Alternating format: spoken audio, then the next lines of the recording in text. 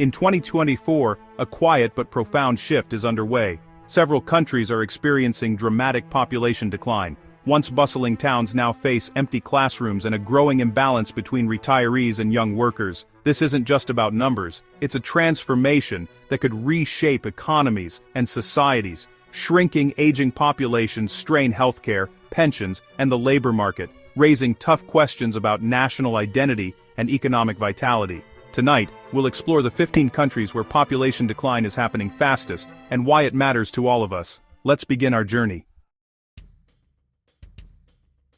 Our journey starts in Japan, the world's most visible example of demographic decline. With one of the highest life expectancies and lowest birth rates, over 28% of Japan's population is now over 65. Rural towns are emptying, schools are closing, and the workforce is shrinking, forcing industries to automate out of necessity. Government incentives haven't reversed the trend, and the challenge is now existential.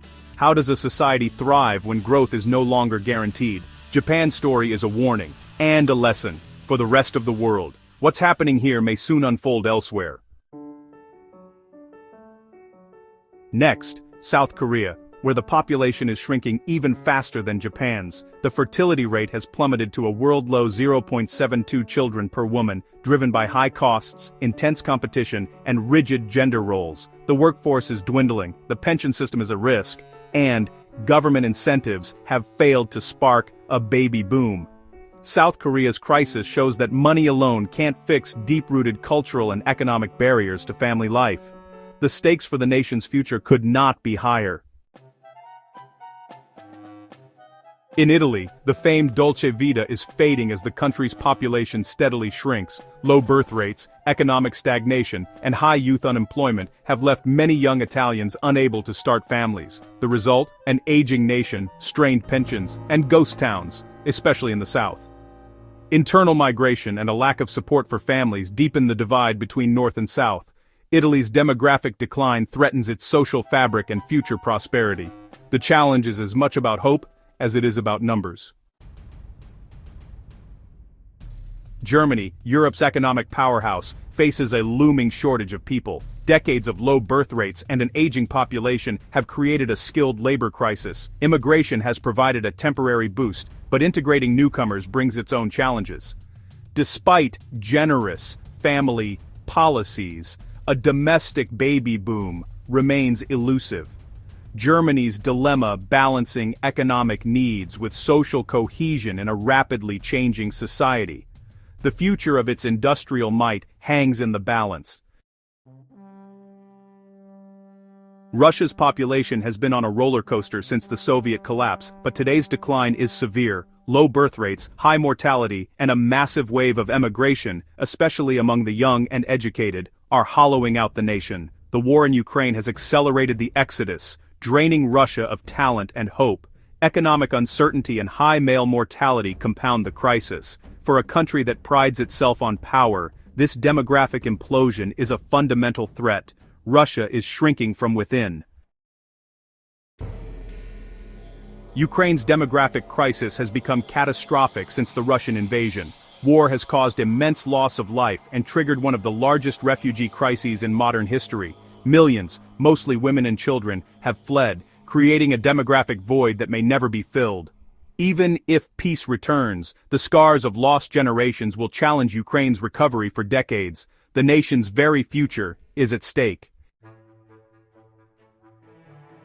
Bulgaria holds the title of the world's fastest shrinking country. Since the end of communism, over a quarter of its population has vanished, driven by mass emigration and low birth rates. Young, educated Bulgarians have left for better opportunities in Western Europe. Behind,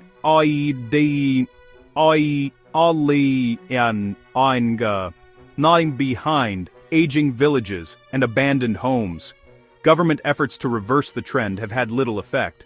Bulgaria's story is a stark warning about the costs of economic disparity and brain drain. The demographic deluge continues. Latvia, like much of Eastern Europe, has lost nearly a third of its population since independence. EU membership opened the door for young Latvians to seek better lives abroad, creating a missing generation at home. The result? A rapidly aging society, empty villages, and a persistent brain drain. Government campaigns to lure the diaspora back have struggled against economic realities. Latvia's fight is a race against time to rebuild its future. The stakes are existential. Lithuania's population has shrunk by over 25% since 1990, mostly due to mass emigration after joining the EU. The exodus has left businesses struggling to fill jobs in rural areas populated by the elderly. The government now looks abroad for workers, changing the nation's demographic makeup.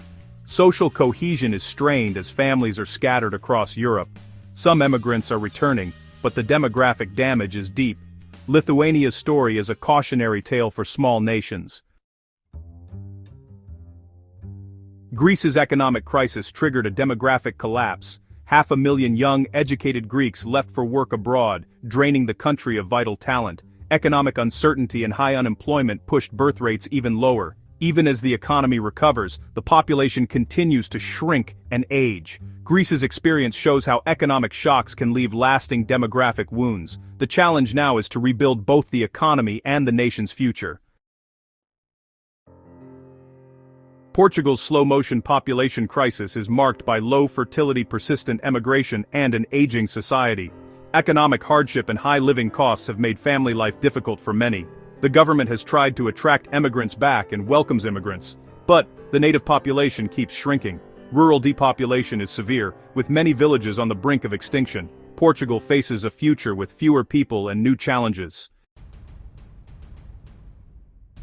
Hungary has made population growth a national mission, rejecting mass immigration in favor of generous incentives for families. Policies include tax breaks, subsidized loans, and direct payments for having children. The government frames this as a defense of national identity and culture.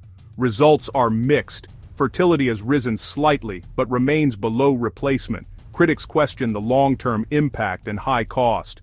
Hungary's experiment is a test of whether policy alone can reverse demographic decline. Romania's population has dropped by over 4 million since 1989, driven by mass emigration and low birth rates. Millions have left for work in Western Europe, leaving behind aging villages and a generation of Euro orphans. Labor shortages and a strained pension system are now the norm. Government efforts to lure people back have struggled against persistent economic and social challenges. The exodus continues, emptying the nation one family at a time. Romania's demographic trap is hard to escape. Croatia's population has fallen by nearly 20% since 1991, a result of war, low birth rates, and post-EU emigration. Economic stagnation in the interior drives young people abroad, while coastal tourism masks deeper demographic decay. Villages are emptying, schools are closing, and businesses can't find workers. Government incentives have yet to reverse the trend. Croatia's future depends on creating real opportunities at home. For now, the Adriatic drain continues. Serbia faces a relentless demographic crisis, losing tens of thousands of people each year. Decades of low birth rates, high mortality, and brain drain have left the country older and less dynamic. Economic insecurity and pessimism keep birth rates low, while young professionals leave for better lives abroad. The government has declared the situation a national emergency, but reversing the trend is daunting. Without new opportunities and optimism, Serbia risks a much smaller, older future. The challenge is urgent and profound. From Japan to Serbia, these countries reveal a global shift: shrinking populations, aging societies, and uncertain futures. The solutions are complex, involving economics, culture, and personal choice. As more nations face similar trends, the world is watching for answers. Can policy or immigration fill the gap? How do societies adapt when growth ends? The story of global population is no longer one of endless expansion, but of divergence and adaptation. What do you think the future holds? Let us know in the comments, and don't forget to subscribe for more insights.